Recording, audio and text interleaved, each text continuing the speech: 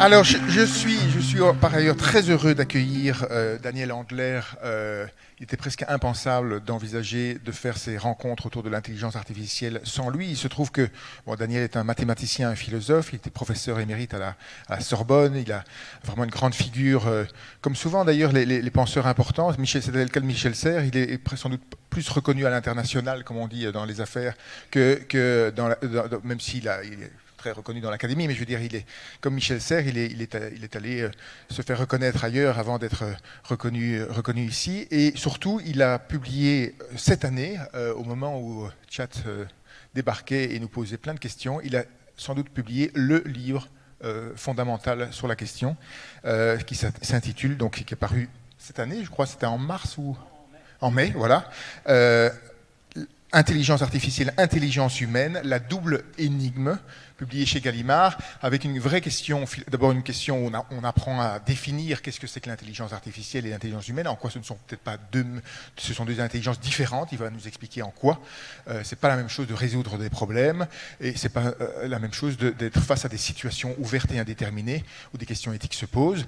Donc il va nous expliquer cela, et surtout ce qui est intéressant dans le travail de Daniel, c'est que il nous fait nous pencher sur l'intelligence artificielle comme une vraie énigme philosophique et sur l'intelligence humaine comme une vraie énigme philosophique aussi, et que les deux, en quelque sorte, relancent la question d'un point de vue philosophique, c'est quoi être intelligent de manière artificielle, de manière naturelle, si on peut dire. Voilà, donc merci beaucoup Daniel de nous faire cette conférence qui va vous être proposée, et nous aurons au terme de cette conférence Jeanne, qui est une lycéenne et qui, au nom de toute sa classe, parce qu'avec son professeur de philosophie, elle a travaillé sur les questions soulevées par Daniel, va soumettre à Daniel une série de questions au nom de sa classe, et après quoi, s'il nous reste un peu de temps, vous pourrez poser vos questions à Daniel ici ou dans l'Agora, et je vous rappelle qu'il y a une urne dans laquelle vous pouvez poser des questions à Daniel au terme de cette intervention, mais aussi à tous les autres conférenciers, et qu'à 16h45, tous ceux qui restent des conférenciers répondront à vos questions. Voilà, merci à vous Daniel. Merci d'abord à vous tous d'être ici après quand même une assez longue conférence, d'être venu m'écouter sur un sujet austère, et un sujet qui va être présenté de manière un peu austère aussi, un peu universitaire, je m'en excuse à l'avance.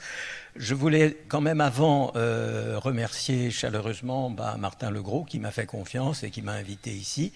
Et puis toute l'équipe, je dois dire que je crois avoir organisé moi-même entre 40 et 50 rencontres académiques et autres, petites, grandes, internationales, nationales, locales, et d'avoir assisté à un nombre encore beaucoup plus grand de rencontres, et je crois que j'ai jamais été aussi magnifiquement reçu, chaleureusement, avec des nourritures extraordinaires, dans ce théâtre absolument magnifique, et d'ailleurs très bien organisé, parce qu'il y a un vrai rapport entre celui qui est sur scène et le public.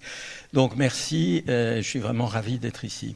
Alors je vais traiter de cette question, et je vais tout de suite, introduire un spoiler. Donc la question est de savoir, est-ce que pour être intelligent, vraiment, au sens humain, est-ce qu'il faut un corps? Et est-ce que par conséquent, si on veut que l'intelligence artificielle rejoigne d'une manière ou d'une autre l'intelligence humaine, il faudrait donc qu'elle ait un corps.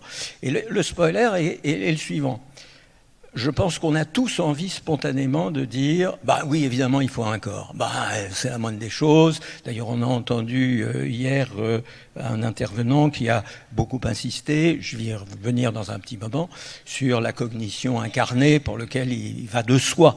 Alors, je crois qu'on a tous cette intuition, et moi, je vais vous prendre un peu à rebrousse-poil en disant c'est vrai, mais peut-être pas pour les raisons évidentes que vous avez en tête quand vous dites spontanément oui, il faut un corps. Voilà.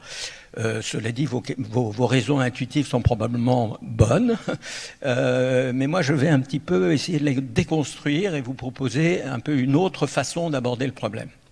L'autre spoiler, ça c'est pour les quelques logiciens purs dans la salle ou les mathématiciens qui savent ce qu'était exactement une condition nécessaire et suffisante. Je ne vais pas traiter vraiment tout à fait la suffisance et la nécessité, donc ne m'en veuillez pas.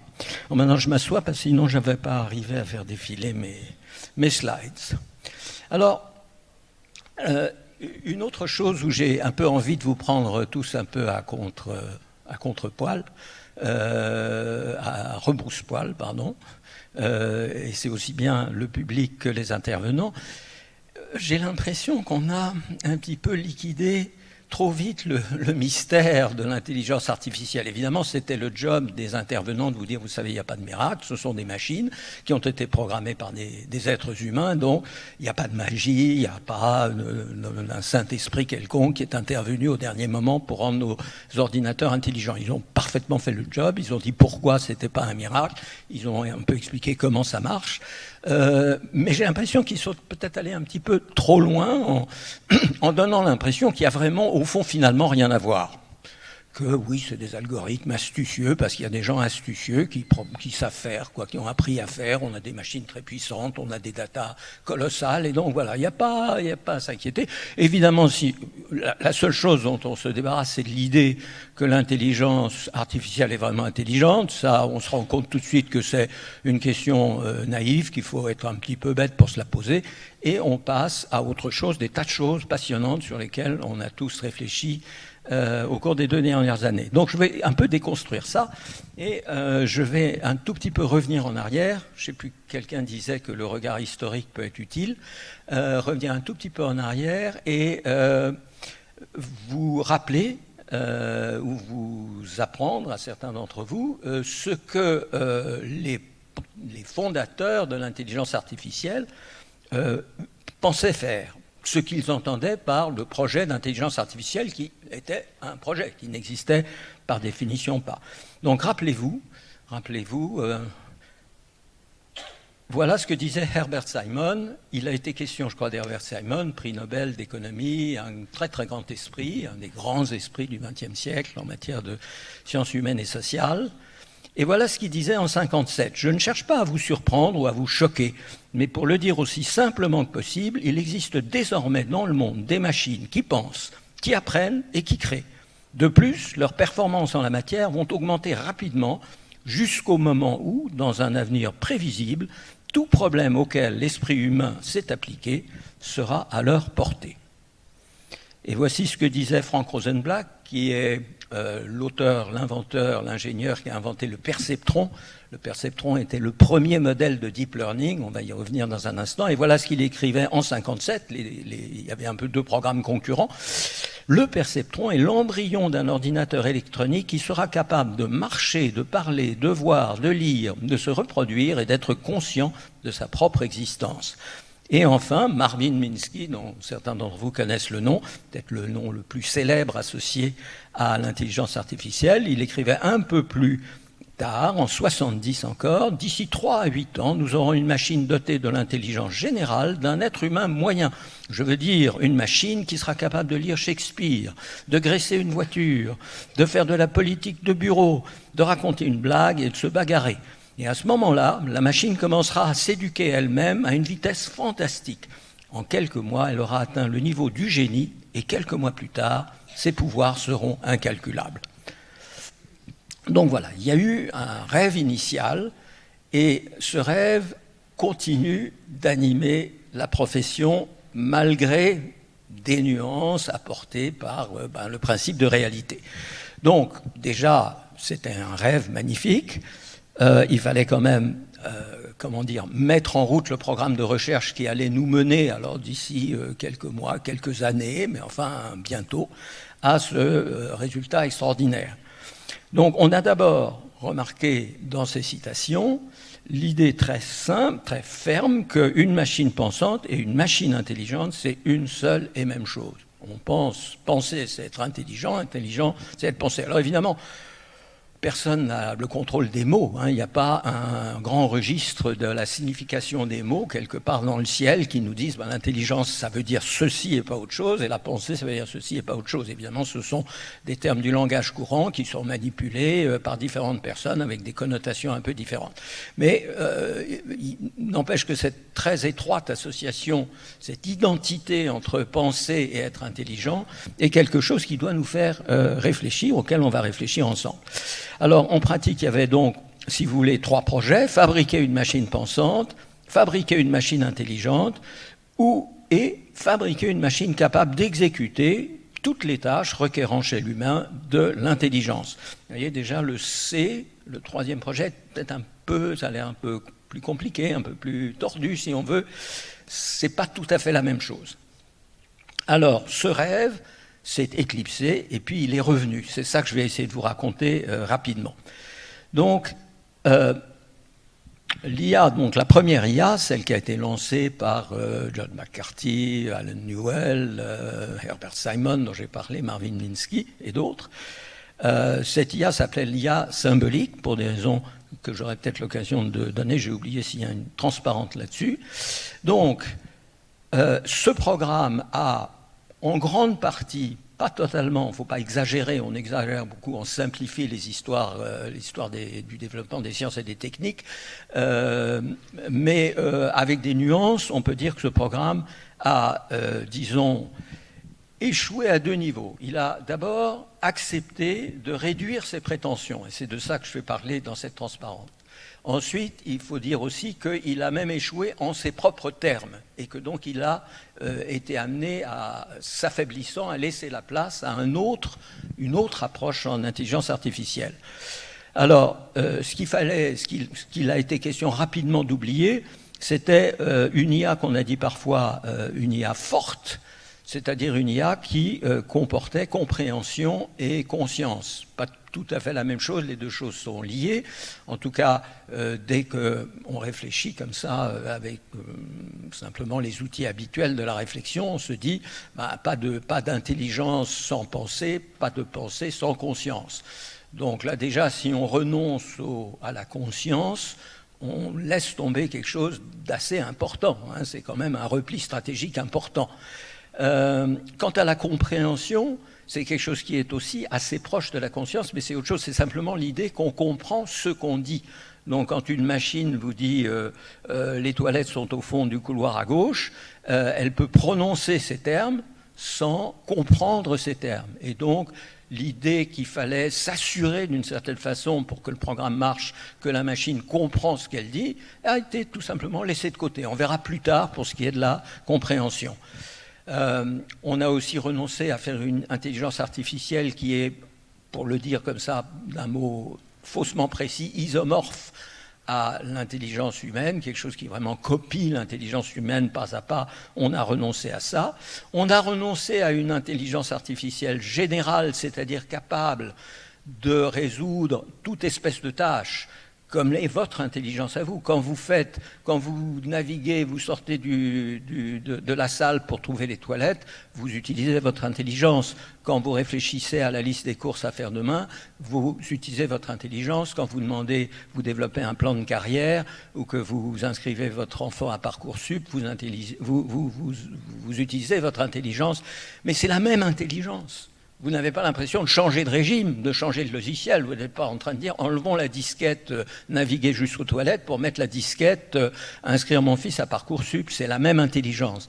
Eh bien, l'intelligence artificielle a été très tôt amenée à renoncer. C'est un rêve qui va revenir, mais pour l'instant, on est à une phase de l'histoire où l'IA renonce à une intelligence générale. Elle fait une série d'intelligences artificielles spécialisées.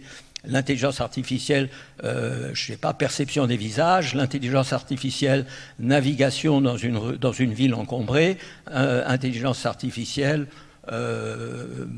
planification de mes vacances. On a renoncé à une intelligence artificielle autonome, c'est-à-dire indépendante de l'intelligence humaine. L'idée, d'ailleurs, elle était déjà dans l'article de Turing de 1950, dont il a été question, je pense, à plusieurs reprises dans les conférences précédentes. Turing se rendait bien compte que, de même qu'un enfant, un bébé, n'est pas immédiatement intelligent, au sens où il n'a pas initialement toutes les connaissances qui nous permettent à nous autres, grands enfants, adolescents et adultes, de faire tout ce que nous savons faire, parler, écouter, réfléchir, planifier, etc. Et qu'il faudrait donc qu'il apprenne. Et simplement, l'enfant, il apprend, on lui donne effectivement un certain nombre de nourritures, mais il apprend tout seul. Et c'est ce but-là de rendre les machines capables d'apprendre toutes seules, auquel on a renoncé, en tout cas dans cette première phase. On a accepté finalement de livrer d'énormes colis, en quelque sorte, de connaissances humaines spécialisées. Ça s'appelait les systèmes experts, et donc on demandait simplement à la machine de mettre en quelque sorte en musique cette connaissance qu'on lui avait fournie toute prête. Et puis, on a aussi renoncé à l'idée, alors ça c'est peut-être moins évident, on a renoncé à trouver une propriété particulière qui serait l'intelligence. On a, au fond, cette question de l'intelligence a plus ou moins disparu du radar. On a dit, laissons ça de côté, comme on a laissé toutes ces autres propriétés de côté, la conscience, la compréhension, la généralité, etc., pour simplement obtenir que les machines résolvent un certain nombre de tâches. Donc l'objectif, ça a été une IA qui est faible. Faible, ça veut dire dans ce contexte-là dépourvue de compréhension et de conscience. Et étroite, ça veut dire constituée simplement d'un ensemble de modules spécialisés. Donc, on lui demande de s'acquitter de tâches intelligentes sans avoir besoin d'intelligence. Et d'ailleurs, un certain nombre de philosophes et de gens qui présentent l'intelligence artificielle aujourd'hui, dans un esprit comme ça déflationniste, calmons-nous, rien de spécial, etc. Il y a des choses intéressantes, mais pas tant que ça, définissent comme ça le but de l'intelligence artificielle par Jean-Gabriel Ganassia, qui est un spécialiste français éminent, dont vous avez entendu parler sans doute et lu les ouvrages. Il appartient, de même que Luciano Floridi, qui est aussi un des philosophes de l'IA importants, nous explique que voilà, l'intelligence artificielle, en tant qu'entreprise scientifique et technologique, c'est l'effort pour faire aux machines dépourvues d'intelligence ce qui, chez l'homme, requiert de l'intelligence. Et donc, on va simplement automatiser, si vous voulez, les processus humains, domaine par domaine, problème par problème, tâche par tâche. Oups. Alors, comme j'ai dit, l'intelligence artificielle symbolique, celle des débuts, celle des pionniers, a connu non seulement, donc, a été amenée à ces renoncements dont je viens de parler, mais elle a aussi connu des difficultés internes. Et pour le dire rapidement, elle avait de très bonnes idées pour résoudre tel problème de vision, de perception, de compréhension du langage naturel, compréhension avec des guillemets évidemment. Mais finalement, ça, pour le dire d'un mot, je m'excuse auprès des spécialistes, évidemment, c'est beaucoup trop vite dit, ça ne passait pas à l'échelle. C'est-à-dire que ce qu'on arrivait à faire sur un modèle réduit de la tâche, ce qui est la chose naturelle, vous êtes un ingénieur, vous essayez de construire, je ne sais pas, un paquebot ou un tanker, alors vous commencez par faire un modèle réduit. On peut dire l'humanité, en fait, c'est l'humanité, depuis quelques milliers d'années, construit des bateaux de plus en plus grands, de plus en plus perfectionnés, de plus en plus lourds, de plus en plus rapides. Et l'idée, c'est que peu à peu, vous allez donc passer à l'échelle. C'est comme ça que vous aurez aujourd'hui des tankers gigantesques, des paquebots immenses, etc. Alors, l'IA fait ça, ce qui est vraiment l'attitude normale d'un ingénieur. Il commence par faire un modèle réduit, un modèle simplifié, il voit comment ça marche. Une fois qu'il a compris comment ça parle, il essaie de passer à l'échelle. Et voilà, c'est ce passage à l'échelle qui, pour différentes raisons, sur lesquelles je ne peux pas m'attarder maintenant, ne passait pas. Et donc, le paradigme symbolique de l'intelligence artificielle des débuts s'est affaibli en quelque sorte et a fini par, pour l'essentiel, laisser la place, là aussi je simplifie, à un autre paradigme qu'on a appelé d'abord le connexionnisme ou l'approche réseau. En fait, comme je l'ai signalé en mentionnant, en citant Rosenblatt, c'était déjà là chez Rosenblatt et en fait même dans le célèbre article incompréhensible de McCulloch et Pitts de 1944. Donc ça vient de loin, mais bon, ça a cheminé de manière souterraine pendant des dizaines d'années et puis vers le milieu des années 80, ça a en quelque sorte explosé sur la scène sous le nom de connexionnisme. Terme qui a été simplement changé par une décision institutionnelle un peu arbitraire qu'on appelle maintenant le deep learning dont vous avez entendu parler et qui le deep learning qui donne donc à l'intelligence artificielle sa célébrité actuelle. Je veux dire, il y a encore 5 ans, ou mettons 5 ou 6 ans, presque personne n'avait entendu parler d'intelligence artificielle. Et aujourd'hui, c'est vraiment dans toutes les chaumières, on parle d'IA, chacun a son avis sur l'IA, etc. Et ça, c'est grâce au deep learning. Donc, et jusqu'à évidemment aujourd'hui ChatGPT dont on parle dans les buffets à Agen, et de manière générale l'IA générative, les modèles massifs de langage, etc., dont vous avez entendu parler. Alors, ce qui est intéressant pour mon propos, c'est que donc je vous l'ai dit, je reprends, donc l'intelligence artificielle au début part avec un rêve extraordinaire, pensée, etc. Et puis il renonce à un certain nombre de propriétés essentielles de l'intelligence humaine et s'attache à résoudre un autre problème d'ingénierie très, très intéressant, n'y arrive pas tout à fait, mais le rêve de toute façon a été mis de côté. C'est pas qu'il était abandonné à jamais, il était simplement mis de côté. Et ce rêve renaît, et ça ne se voit pas toujours du premier coup. C'est pour ça que je pense qu'il est important d'y insister justement en ce moment, ce tournant de l'intelligence artificielle que nous connaissons aujourd'hui. Et voici, alors un petit mot, vous avez peut-être entendu parler du prix Turing, qui est une sorte de prix Nobel pour l'informatique, et le prix Turing a été attribué aux 3 mousquetaires, je les appelle parfois les 3 mousquetaires du deep learning, qui sont le français Yann Lequin, qui travaille aux États-Unis, mais qui est très connu en France. Il intervient, il est membre de toutes sortes de commissions, etc. Yoshua Bengio, qui est d'ailleurs francophone, mais qui travaille à Montréal. Et Geoff Hinton, qui est un peu plus vieux que les 2 autres, qui est un Anglais à l'origine et qui a longtemps travaillé, qui travaille encore, je crois, au Canada.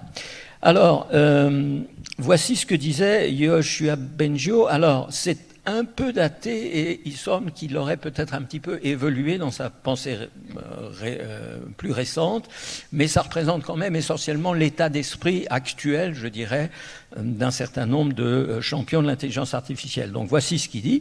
Nos machines sont stupides et nous essayons simplement de les rendre moins stupides. Il dit aussi qu'il faudra peut-être beaucoup de temps avant que nous atteignions une IA de niveau humain. Et là où il a changé d'idée, c'est depuis 2 ans, enfin à cause notamment de ChatGPT, je pense, il a dit c'est peut-être pas si loin que ça. Et ce qui l'a amené à s'inquiéter beaucoup de ce que pourrait être l'avènement d'une intelligence artificielle pleinement intelligente. Et voici ce que dit Yann Lequin lui-même. Les machines sont encore très très stupides. Les systèmes d'IA les plus intelligents aujourd'hui ont moins de bon sens qu'un chat domestique.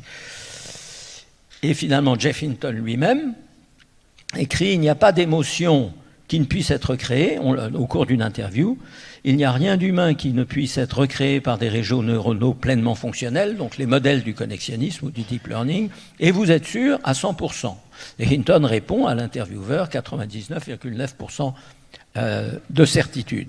Alors, ce qui est frappant là-dedans, c'est que les 3 mousquetaires du prix Turing sont d'accord. L'objectif, c'est une IA pleinement intelligente. C'est pas, disons, le modèle réduit, l'oiseau qui ne vole pas ou quelque chose comme ça. Non. Parce que le fait même qu'il se lamente ou simplement déplore le fait que pour l'instant, on en est au niveau d'un enfant de 6 ans ou à la limite d'un chat domestique, alors qu'on peut, n'est-ce pas, avec une pleine certitude, atteindre l'intelligence, montre bien que le rêve est revenu. Et à mon avis, je pense qu'il n'a jamais complètement disparu.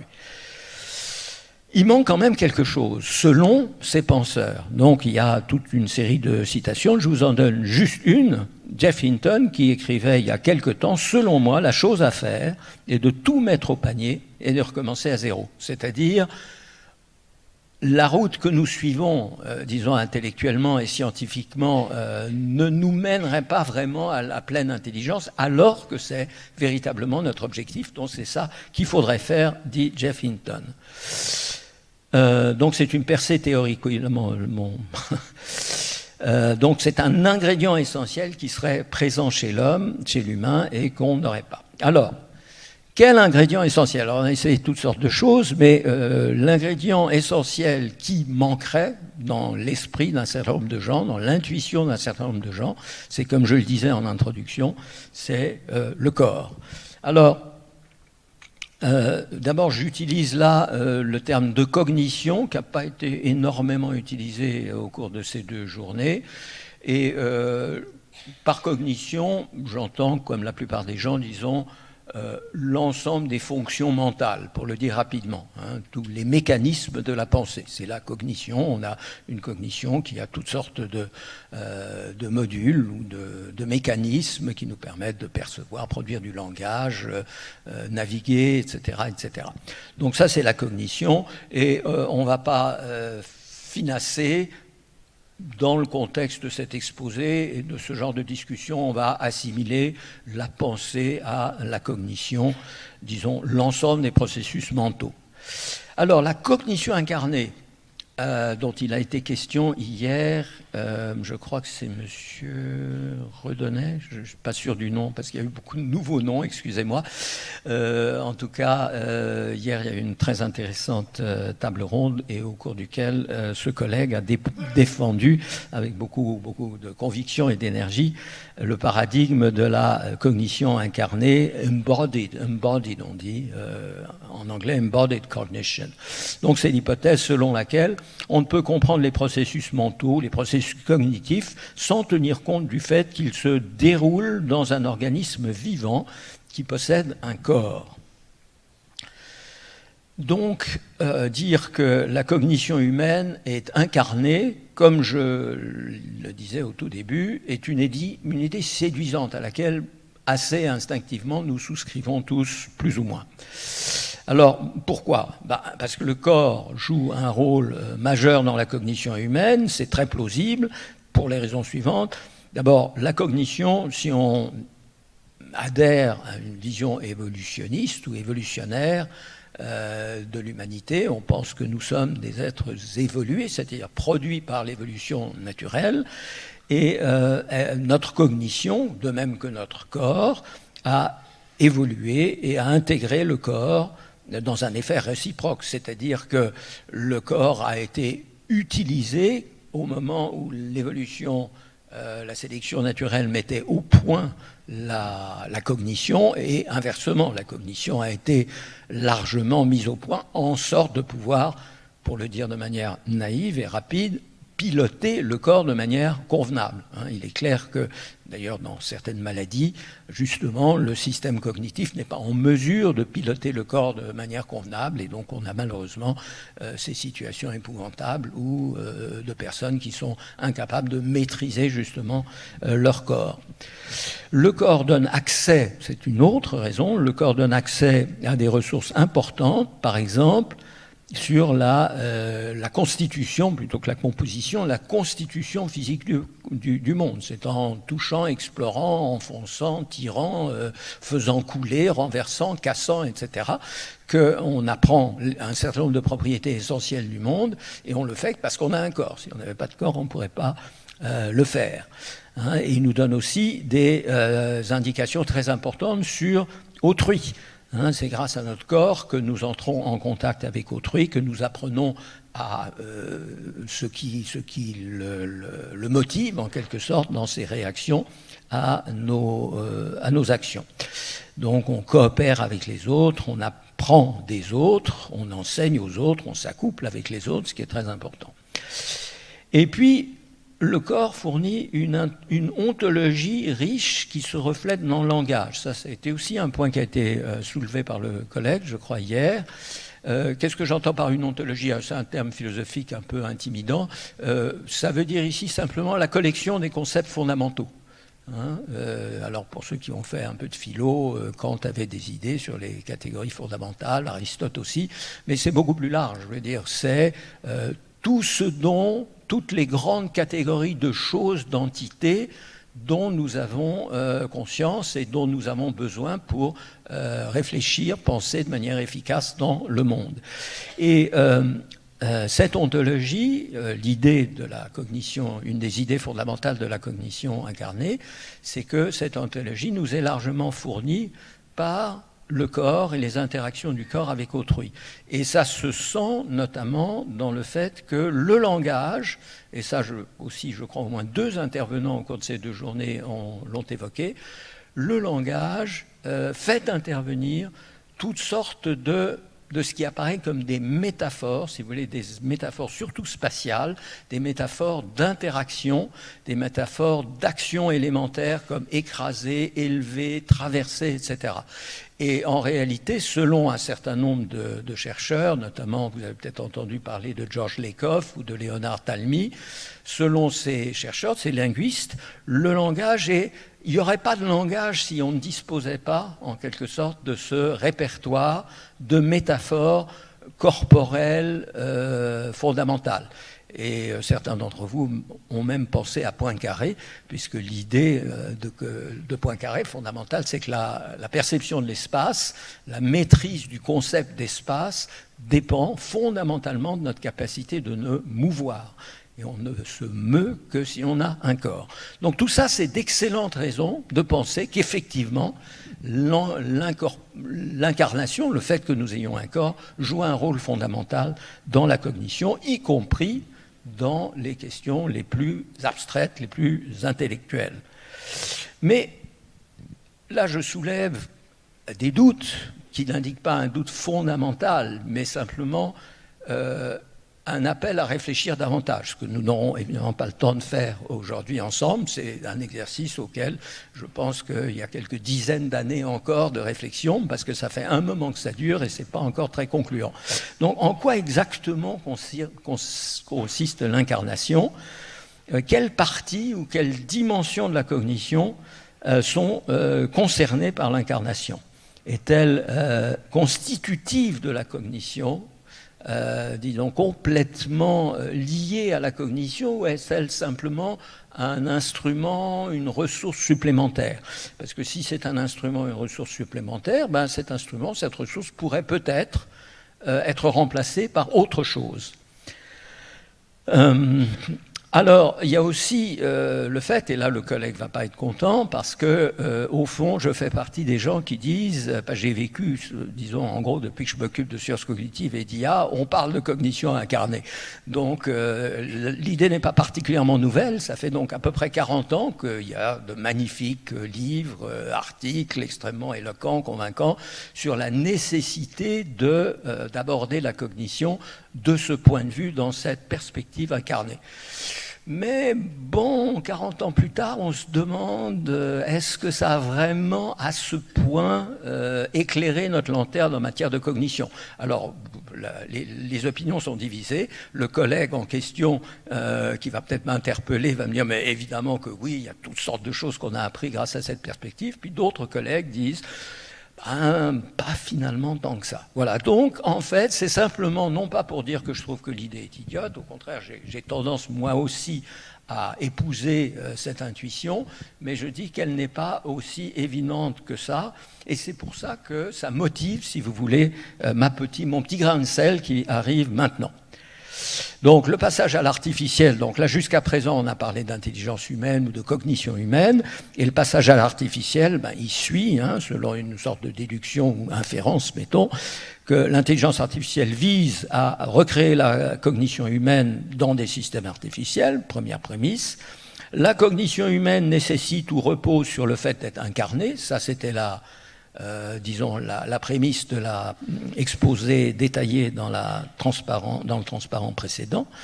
Jusqu'à présent, il faut bien reconnaître que l'IA n'a pas réussi à recréer la cognition humaine, et aussi que l'IA, donc, est restée jusqu'à présent un phénomène désincarné. Donc, l'inférence plausible, c'est celle-là.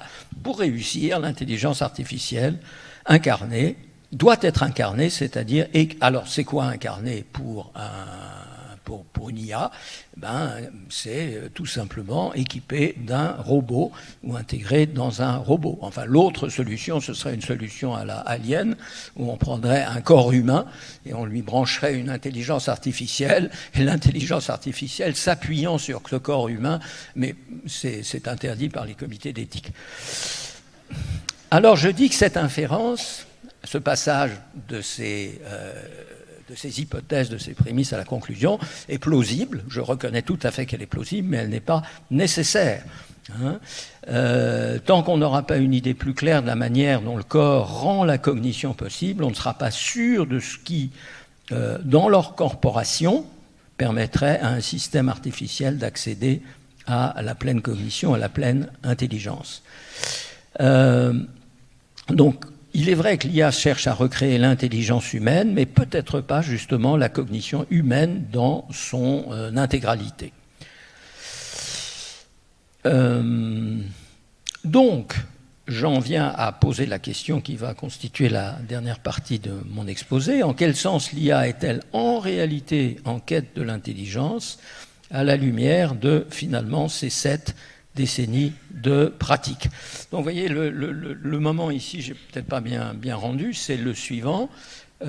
L'intelligence artificielle a ce rêve, prétend depuis le début, et puis ce rêve a de nouveau évoqué de vouloir recomposer ou recréer par des moyens artificiels l'intelligence dans sa pleine dimension, la pensée, tout ça. Mais en fait, regardons un petit peu ce qu'elle fait depuis un certain nombre de décennies. Donc c'est là que j'aborde donc la partie intelligence humaine. Jusqu'à présent, je n'ai pas beaucoup parlé d'intelligence humaine, et d'ailleurs vous remarquerez que c'est une constante du genre de débat que nous avons, et il n'y a pas de reproche à se faire, c'est la logique même du genre de conversation qu'on a au cours de ces 2 journées, et de manière générale quand on parle d'intelligence artificielle. On se penche, on met le focus sur l'intelligence artificielle, mais on a en arrière-plan l'idée d'intelligence humaine, qui est une sorte d'étalon, mais au fond, on ne met pas le focus sur l'intelligence humaine. On ne se demande pas vraiment ce qu'est l'intelligence humaine. Et on dit souvent, vous savez, est-ce que c'est pas vraiment utile? D'ailleurs, c'est vrai que c'est pas forcément utile d'avoir une définition, une caractérisation de l'intelligence humaine. Et puis, de toute façon, on ne va pas y arriver parce que les gens ne sont jamais d'accord là-dessus. Il y a autant de conceptions de l'intelligence humaine qu'il y a de conceptions de la paella, par exemple, ou de la pizza. Donc, c'est pas la peine de s'énerver parce qu'on n'en a pas vraiment besoin. Mais il y a des moments où on a besoin de préciser, non pas de définir, c'est impossible, mais de préciser ce qu'on entend par intelligence, et on est arrivé à ce stade-là. Donc généralement défini dans la partie de la psychologie scientifique qui s'y intéresse. Je fais une petite parenthèse, les sciences cognitives dont je suis, disons, un porte-parole ou un représentant typique dans la communauté française, n'aime pas le terme d'intelligence. Vous ne trouverez pas dans un manuel, j'en ai dirigé ou co-dirigé 2, des manuels de sciences cognitives au niveau, disons, master, et dans aucun d'entre eux, vous trouverez un chapitre consacré à l'intelligence. Et disons, il est de bon ton dans les sciences cognitives de dire que l'intelligence n'est pas en fait un sujet d'enquête scientifique. Ça désigne autre chose, c'est un effet émergent. Bon. Alors, ça a un petit peu changé, mais il y a en dehors, plutôt en marge des sciences cognitives, disons orthodoxes, mainstream, il y a un certain nombre de psychologues, et c'est relativement récent, ça fait 30 ou 40 ans, ce qui est relativement récent dans l'histoire des sciences, qui s'intéressent à l'intelligence. Alors vous me direz, certains d'entre vous vont dire, non, on s'est intéressé depuis longtemps, Binet en France, le quotient intellectuel, etc. Mais cette tradition avait été tombée essentiellement en désuétude. C'était devenu une question de psychologie appliquée pour les ressources humaines dans les entreprises, dans les armées, etc. C'était plus du tout une question scientifiquement intéressante. Mais c'est revenu un petit peu en marge, comme je disais, des sciences cognitives. Et dans ce milieu de la psychologie scientifique de l'intelligence, on a produit grand nombre de définitions, mais elles se ramènent essentiellement à l'idée que l'intelligence est la capacité de résoudre des problèmes. Alors il y a ensuite toutes sortes de nuances, de clauses. Il faut que ce soit une grande variété de problèmes, il faut qu'ils puissent être résolus relativement rapidement, il faut qu'ils soient plus ou moins efficaces.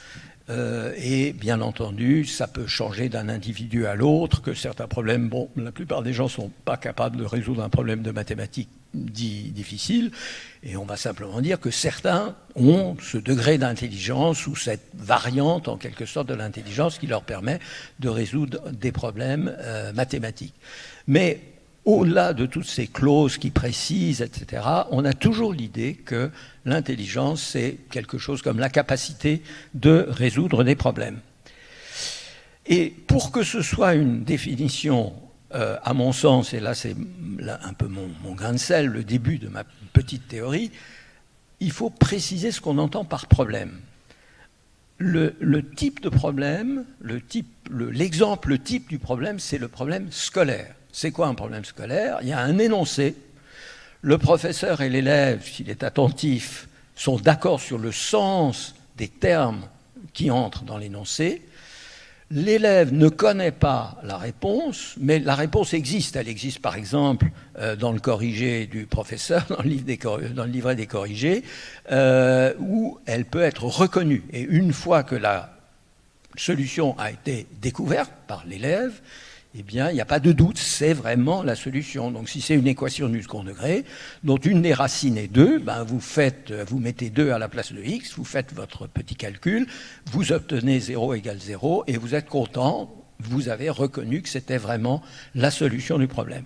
Et donc, je pense que c'est important, même si le mot problème, comme plein d'autres mots, appartient au langage courant, et d'ailleurs, il a connu une vogue tout à fait moderne. Moi, quand j'étais petit, si on me disait « t'as un problème », j'aurais pas compris. J'ai un problème de maths, j'ai pas fini, mais mon problème... Non, t'as un problème aujourd'hui, ça veut dire il y a une difficulté entre toi et moi. Très souvent, on dit pas de souci pour dire que oui, mais disons, il y a une dizaine d'années, on disait pas de problème. Donc, le problème en ce sens-là, ça a un sens extrêmement large, il n'y a aucune raison de censurer, les gens ils s'expriment comme ils veulent, tout le monde comprend ce que ça veut dire, mais là, je trouve important de distinguer ce sens extrêmement vaste de problème qui désigne n'importe quelle hésitation, difficulté, obstacle, conflit, etc., de distinguer donc au sein de ces usages un usage particulier qui est celui que j'essaye de préciser.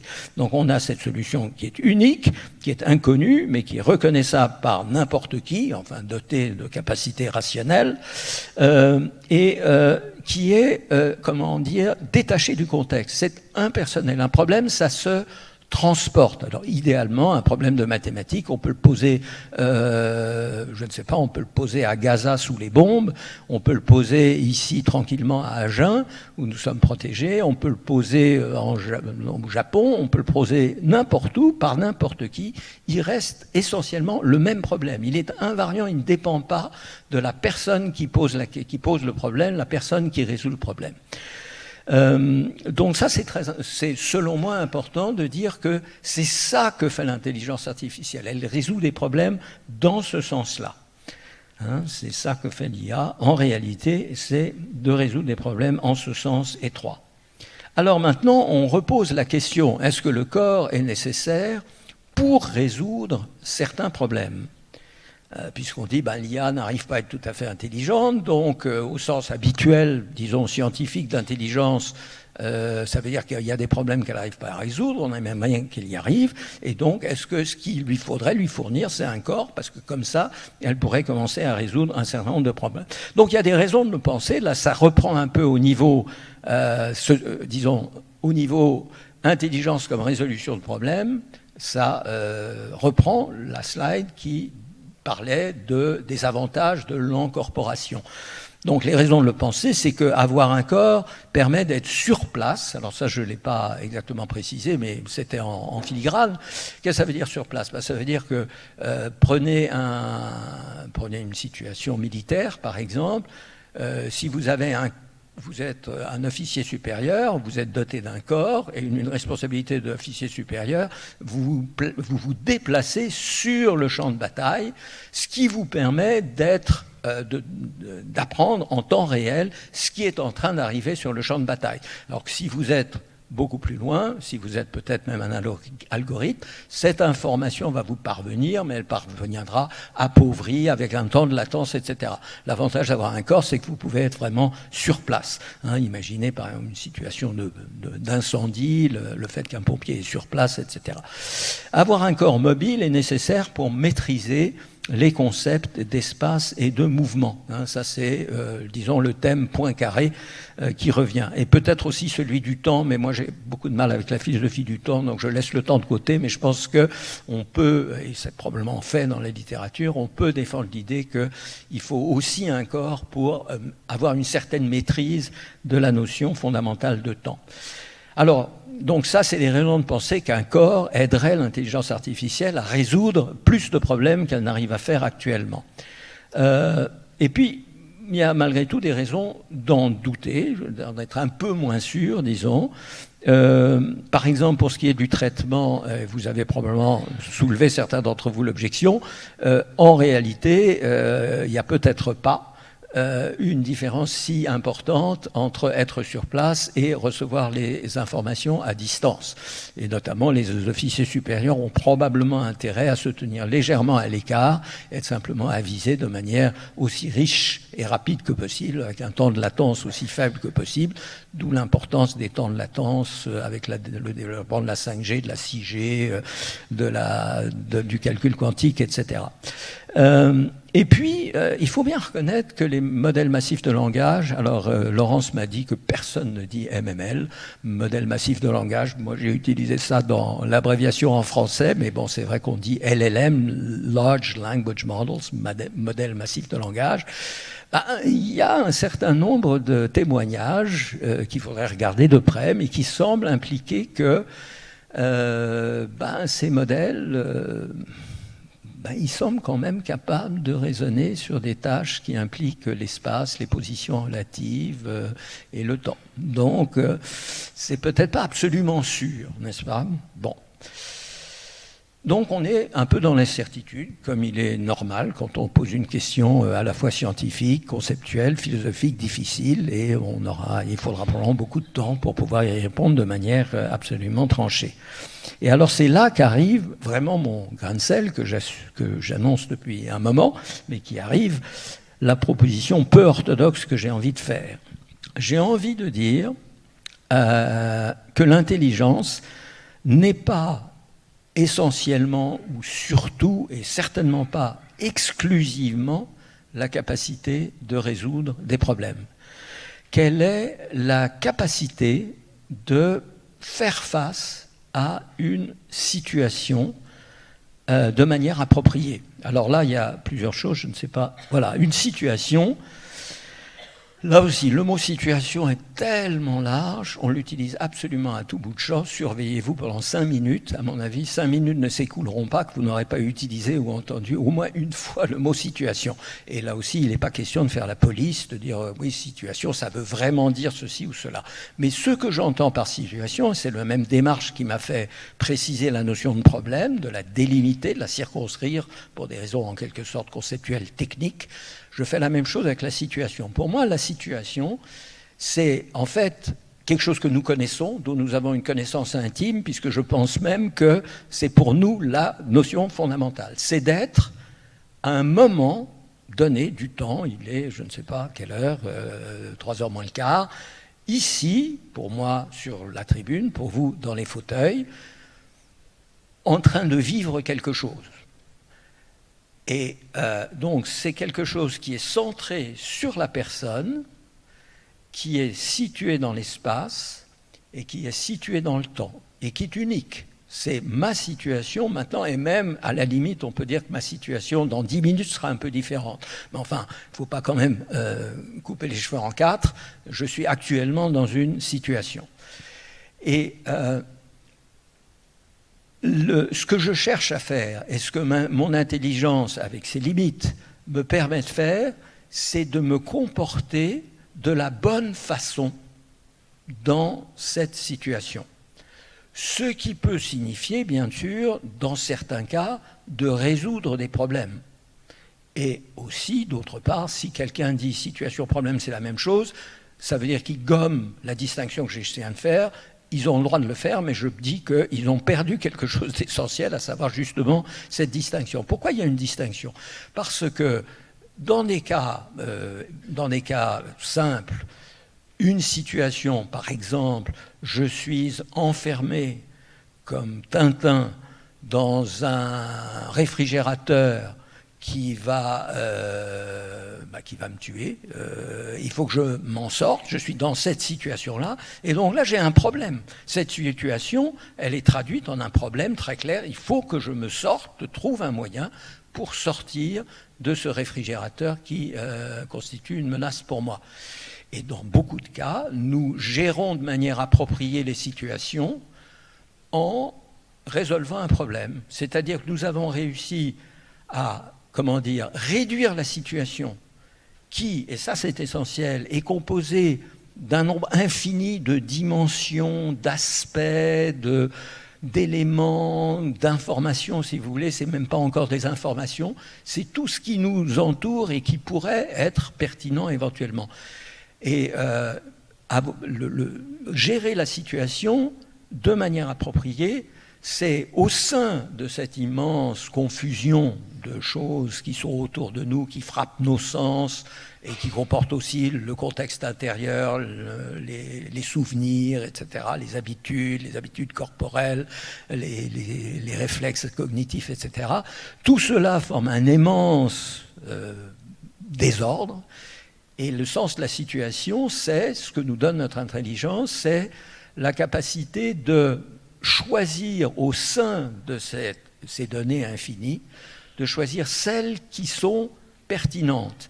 Et elles sont pertinentes en ce sens qu'elles vont me permettre de me comporter de manière appropriée. Alors qu'est-ce que veut dire approprié? Ça c'est la partie la plus délicate et je vais passer dessus rapidement, mais elle est quand même très importante pour ceux d'entre vous qui êtes déjà à l'affût en quelque sorte des objections. C'est quoi une manière? D'accord, je vais y arriver. Approprié, ça veut dire au fond, et si vous me posez des questions, je serais ravi d'y répondre à l'Agora, plus j'ai plus tellement le temps de me justifier. Ça n'est pas quelque chose d'objectif ou de strictement objectif. C'est quelque chose qui fait l'objet d'un jugement. Mon jugement sur la manière dont je me suis tiré, si vous voulez, d'une situation, mon jugement aujourd'hui, mon jugement demain, votre jugement, une discussion qui fait sens de est-ce que la personne s'est comportée de manière intelligente. Donc, selon moi, l'intelligence, c'est cette capacité de gérer des situations qui une des manières, évidemment, c'est de réussir à formuler un problème.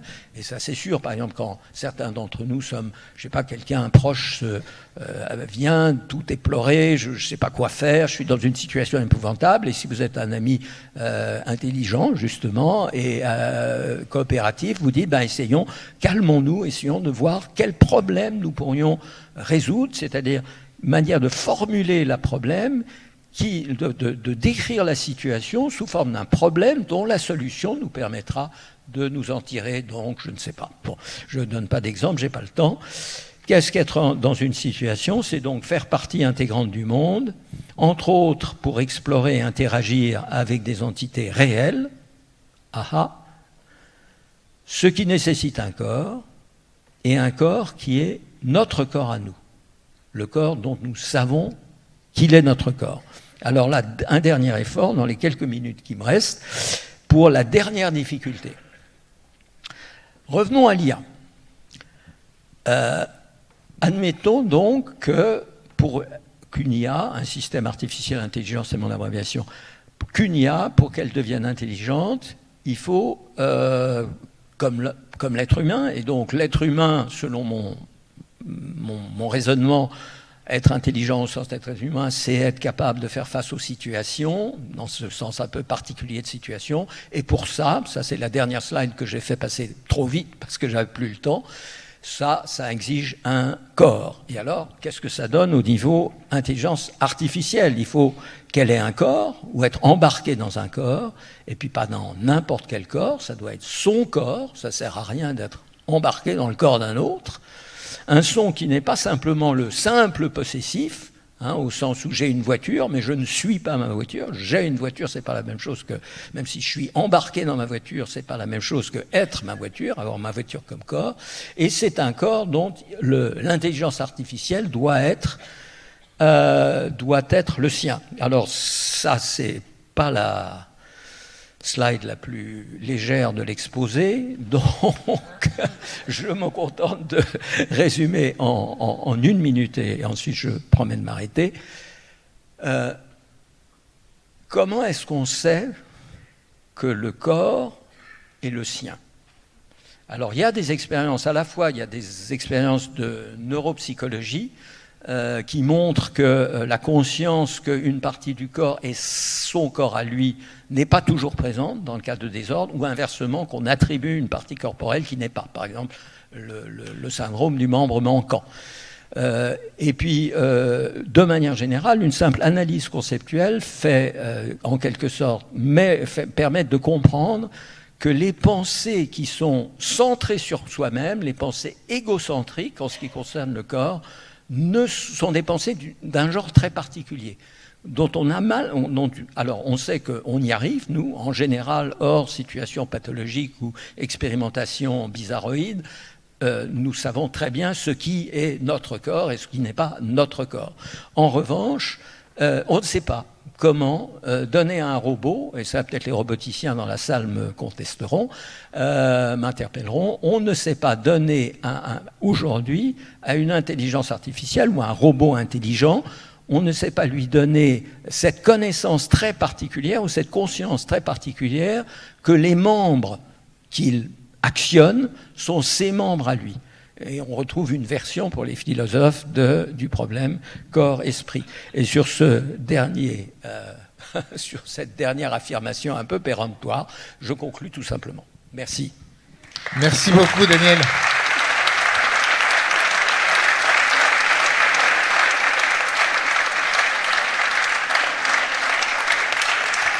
Merci beaucoup. Alors, avant vos questions, on va avoir Jeanne qui va nous faire part à la fois des réflexions et des interrogations du travail qu'elle a fait avec sa classe de philosophie sur cette question de l'intelligence artificielle. Jeanne, tu peux venir te mettre sur la scène si tu veux, mais nous livrer en tout cas tes questions et tes réflexions. Et les livrer à Daniel qui va essayer d'y répondre en un temps un peu ramassé.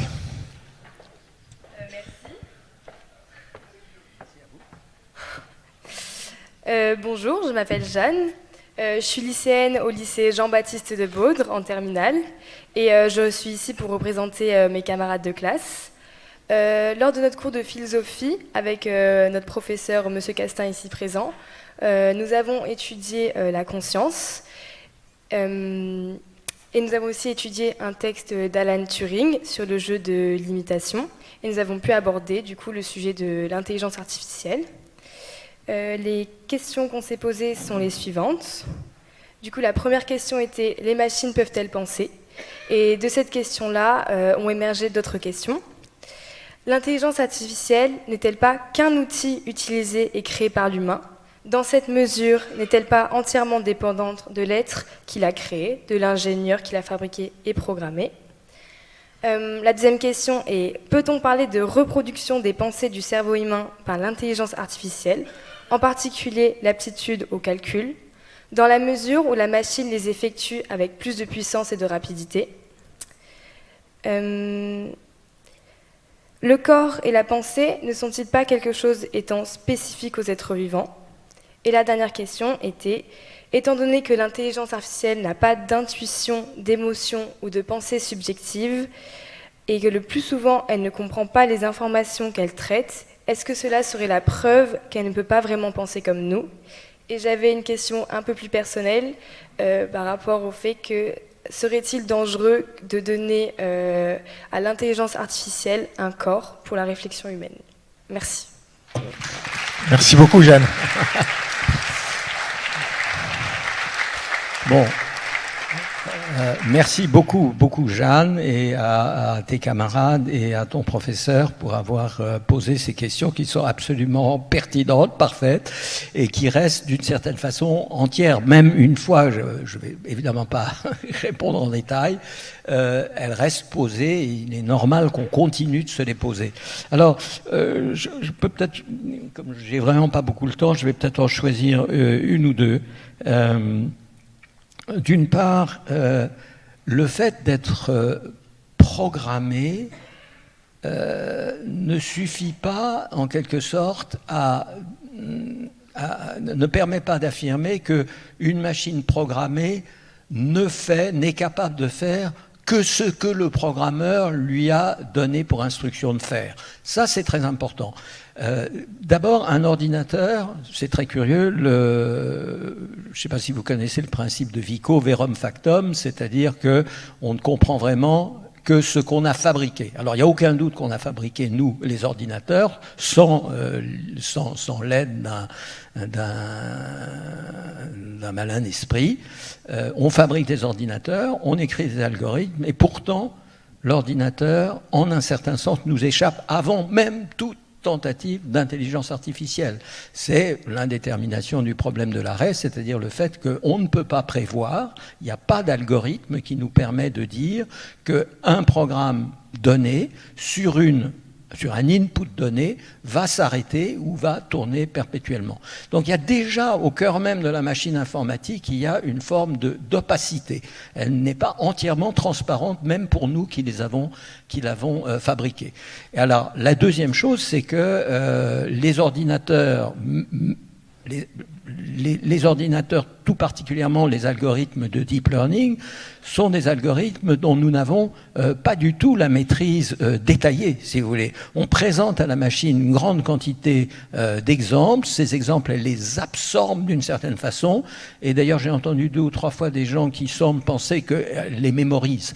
Elle les mémorise pas du tout. Non, non. Elle apprend des associations, elle les assimile d'une certaine façon, et une façon qui échappe complètement au contrôle détaillé du programmateur, de l'inventeur, de l'ingénieur. Donc c'est pas parce qu'on est programmé en un certain sens qu'on est déterminé par le programmateur. Donc ça introduit une complexité. En un sens, c'est une réponse finalement négative à la question que vous posiez.